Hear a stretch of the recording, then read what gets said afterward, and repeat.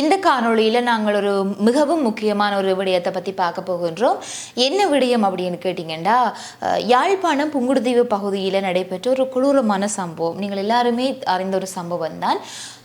அதாவது பாடசாலை மாணவியான சிவலோகநாதன் வித்யா எனப்படுகின்ற மாணவி கூட்டு பாலியல் வன்கொடுமை செய்யப்பட்டு கொடூரமான முறையில் கொலை செய்யப்பட்டிருந்த சம்பவம் நீங்கள் எல்லாருமே அறிந்திருப்பீர்கள்.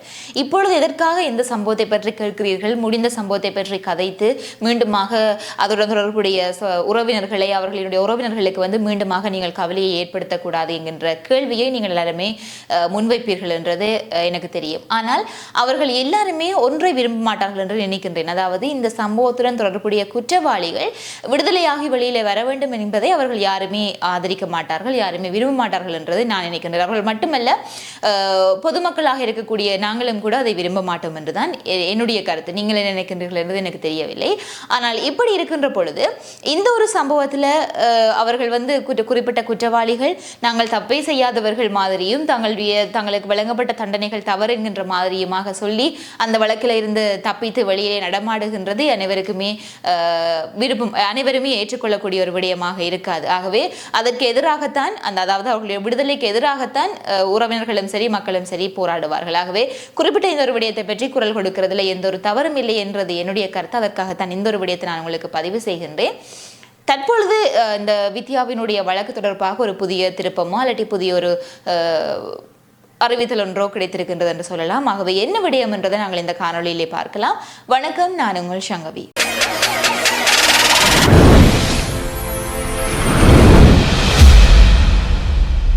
வீடியோ பார்த்து கொண்டிருக்கிற நீங்கள் யாராவது என்னுடைய சேனலை சப்ஸ்கிரைப் பண்ணாமல் பார்த்து கொண்டிருந்தீங்கன்னா சப்ஸ்கிரைப் பண்ணிட்டு பாருங்க. அப்படியே பக்கத்தில் இருக்கிற பெல் பட்டனையும் கிளிக் செய்து வைத்துக் கொள்ளுங்க. அப்போதான் நான் போடுற வீடியோஸ் எல்லாமே உங்களுக்கு நோட்டிஃபிகேஷன்ஸாக வரும். இந்த ஒரு சம்பவம் தொடர்பாக உங்கள் அனைவருக்குமே தெரிந்திருக்கும். இந்த சம்பவம் எப்போ நடந்தது, எப்படி நடந்ததுன்றது எல்லாமே தெரிந்திருக்கும். 2015ஆம் ஆண்டு மே மாதம் 13ஆம் தேதி, இன்றையுடன் பார்க்க போனால் இந்த மாதம் மே மாதம் 2024 தற்பொழுது நடந்து கொண்டிருக்கின்றது. 13ஆம் தேதி வந்தால் 9 வருடங்கள் முடிவடைந்து விட்டது. ஆகவே இப்படி இருக்கின்ற பொழுது இந்த 9 வருடங்களாக இது இன்னமுமா வழக்கு விசாரணை போய்கொண்டிருக்கின்றது என்கின்ற ஒரு கேள்வி உங்களுக்குள்ளே வரலாம். இந்த 2015ஆம் ஆண்டளவில் பாடசாலை மாணவியான வித்யா கடத்தப்பட்டு பாலியல், அதாவது கூட்டு பாலியல் வன்கொடுமை செய்யப்பட்டு கொலை செய்யப்பட்டிருந்தார். அதன் பின்னராக அந்த கொலையுடன் சம்பந்தப்பட்டதாக சுவிஸ்குமார் உட்பட 5 நபர்கள் கைது செய்யப்பட்டு அவர்களுக்கு தண்டனையும் வழங்கப்பட்டிருந்தது கூட என்று கூட சொல்லலாம். நான் கூட அண்மையில் ஒரு காணொலி ஒன்று வெளியிட்டிருந்தேன். அந்த வழக்குடன் தொடர்புபட்ட, அந்த குற்றத்துடன் தொடர்புபட்ட ஒரு நபர் இயற்கையாகவே நோய்வாய்ப்பட்டு உயிரிழந்த சம்பவம், அதாவது சிறையில் இருக்கும் பொழுதே உயிரிழந்த சம்பவம் ஒன்று பதிவாக இருந்தது. அதனை நான் தெரிவித்திருந்தேன். அந்த அடிப்படையில் தற்பொழுது பார்த்தீங்கன்னு சொன்னால் அவர்களினுடைய வழக்கு விசாரணைகள் நடந்து கொண்டுதான் இருக்கின்றது. என்ன சொல்கின்றீர்கள், இவர்களுக்கு தண்டனை கொடுத்தாச்சு அப்படின்னு சொல்லி ஏற்கனவே சொல்லியிருந்தார்களே அப்படின்னு சொல்லி நீங்கள் கேட்கலாம். இந்த ஒரு விடயம் தொடர்பாக என்ன சொல்ல வருகிறேன் அப்படின்னு சொல்லி பார்த்தீங்கன்னா, இவர்களுடைய இந்த வழக்கு விசாரணையில் ஏற்கனவே தண்டனை வழங்கப்பட்டிருந்தது. எங்கு அப்படின்னு பார்த்தீங்கன்னா, யாழ்ப்பாணம் மேல் நீதிமன்றத்தில் இவர்களுக்கு மரண தண்டனை விதிக்கப்பட்டிருந்தது. ஆனால் உங்கள் அனைவருக்குமே தெரியும், இலங்கையை பொறுத்த வரைக்கும் மரண தண்டனை விதிக்கப்பட்டாலும் அது நிறைவேற்றப்படாது. அது மாறாக ஆயுள் தண்டனையாகவோ அல்லட்டி வேறு தண்டனைகளாக மாற்றப்பட்டு அந்த தண்டனைகள் கொடுக்கப்படுமே தவிர மரண தண்டனை நிறைவேற்றப்படாது. இப்படி இருக்கின்ற பொழுது இந்த குறிப்பிட்ட இந்த தண்டனை, ஒரு மரண தண்டனை கொடுக்கின்ற பொழுது நீதிமன்றம் விசாரிக்காமலா கொடுப்பார்கள், ஆதாரம் இல்லாமலா கொடுப்பார்கள், அப்படி என்கின்ற ஒரு கேள்வியும் இருக்கும் இல்லையா? அப்படி இருக்கின்ற பொழுது இந்த யாழ்ப்பாணம் மேல் நீதிமன்றம் தங்களுக்கு தண்டனை கொடுத்த விதம் சட்டத்திற்கு முரணானது என்று சொல்லியும், ஆகவே அந்த தண்டனையிலிருந்து தங்களை விடுவித்து தரும்படியுமாக கேட்டு அவர்கள் உயர் நீதிமன்றத்தில் மேன்முறையீட்டை மேற்கொண்டிருக்கின்றார்கள். இந்த சுவிஸ்குமார் உட்பட்ட அந்த 5 பிரதிவாதிகள். அப்படி இருக்கின்ற பொழுது அந்த வழக்கு விசாரணை தான் பார்த்தீங்கன்னு சொன்னால் தற்பொழுது நடைபெற்றுக் கொண்டிருக்கின்ற, அதாவது மேன்முறையீடு தங்களை விடுவிக்கும்படியாக அந்த குற்றத்தில் தங்களுக்கு மரண தண்டனை தங்களுக்கு சரியான தண்டனை கிடையாது என்கின்ற மாதிரியாக அவர்கள் சொல்லி அந்த மேன்முறையீட்டை செய்திருக்கின்றார்கள். இப்படி இருக்கின்ற பொழுது இந்த ஒரு விசாரணையை, இந்த ஒரு மேன்முறையீட்டை விசாரிக்கிறதுக்காக பிரதம நீதியரசர் அவர்களினால வந்து 5 அடங்கிய நீதியரசர் குழாம் ஒன்று நியமிக்கப்பட்டிருந்தது. அந்த நீதியரசர் குழாமினுடைய தலைமை நீதியரசராக இருந்தவர் வந்து பார்த்தீங்கன்னு சொன்னால் எஸ் துரைராஜா எனப்படுபவர்.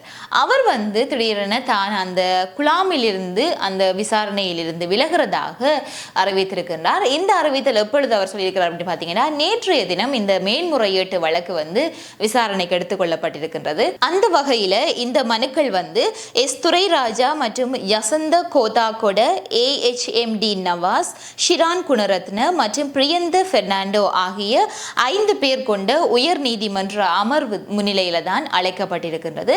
இதன் பொழுதுதான் நீதியரசர் துரைராஜா அவர்களும் இந்த அறிவித்தலை கொடுத்திருக்கின்றார். அந்த அடிப்படையில் அவர் வந்து அந்த விலகியதற்கான காரணமாக அவர் சொல்றது என்ன அப்படின்னா, அவர் வந்து ஏற்கனவே அதாவது சட்டமா அதிபர் திணைக்களத்தில் தான் கடமையாற்றிய பொழுதே குறிப்பிட்ட இந்த வழக்கு தொடர்பான அனைத்து விவகாரங்களையுமே மேற்பார்வையிட்டதனால குறிப்பிட்ட இந்த மேன்முறையீட்டு விசாரணையிலிருந்து தான் விலகிறதாக அவர் வந்து குறிப்பிட்டிருக்கின்றார். அது மட்டுமல்லாமல் இந்த ஒரு வழக்கு விசாரணை எதிர்வரும் ஜூலை மாதம் 30ஆம் தேதி மீண்டுமாக எடுத்துக்கொள்ளப்படும் என்று சொல்லி இனிய நீதிபதி அரசர்களினுடைய அந்த குழாம் வந்து உத்தரவிட்டிருக்கின்றது. அது மட்டுமல்லாமல் குறிப்பிட்ட இந்த குற்றவாளிகள் அதாவது சுவிஸ் குமார் உட்பட்ட அந்த 5 பிரதிவாதிகள் சார்பாகவும் ஒரு சட்டத்தரணி வந்து முன்னிலையாக இருக்கின்றார்.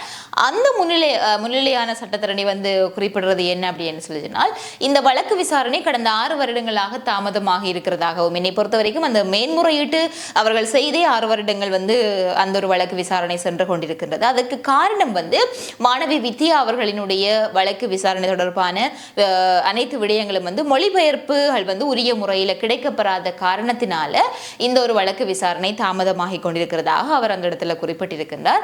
அதன் பொழுது துரைராஜா அவர்கள் வந்து பதிலளிக்கின்ற பொழுதும் நிச்சயமாக அந்த மொழிபெயர்ப்பு காரணமாகத்தான் மொழிபெயர்ப்பு ஆவணங்கள் கிடைக்கப்பெறாத காரணத்தினால இந்த வழக்கு விசாரணை தாமதப்படுத்தப்படுகின்றதாகவும் அவருமே சொல்லியிருக்கின்றார்.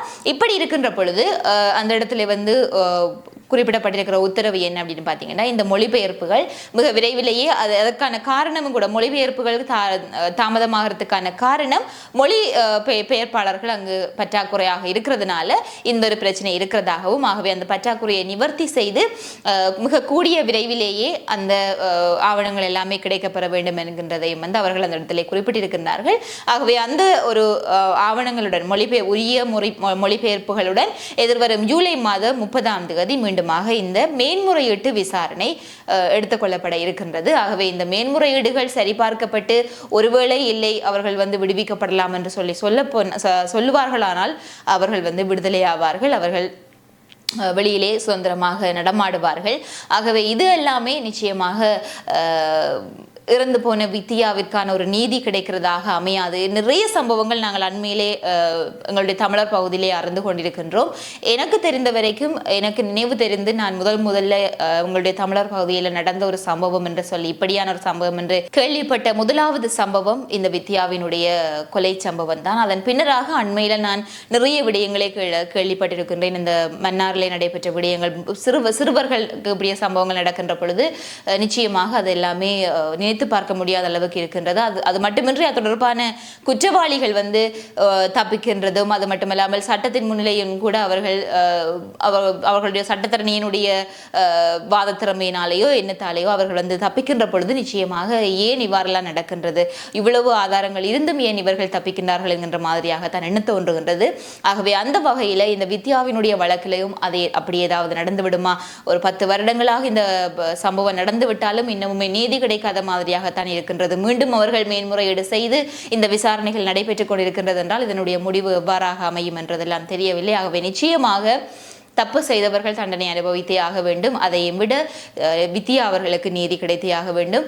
இந்த தண்டனைகள் எல்லாமே அவர்களுடைய மேன்முறையீட்டு நிராகரிக்கப்பட்டு தொடர்ந்தும் அவர்கள் தண்டனை அனுபவிப்பார்களானால் இனி வருகின்ற காலங்களில் இப்படி யோசிக்கிறதுக்கே பயப்பட வேண்டும். அந்த மாதிரியாகத்தான் தண்டனைகள் வழங்கப்பட வேண்டும். இல்லை என்றால் இந்த சம்பவங்கள் வந்து மேலும் மேலும் வளர்ந்து கொண்டே தான் இருக்கும்.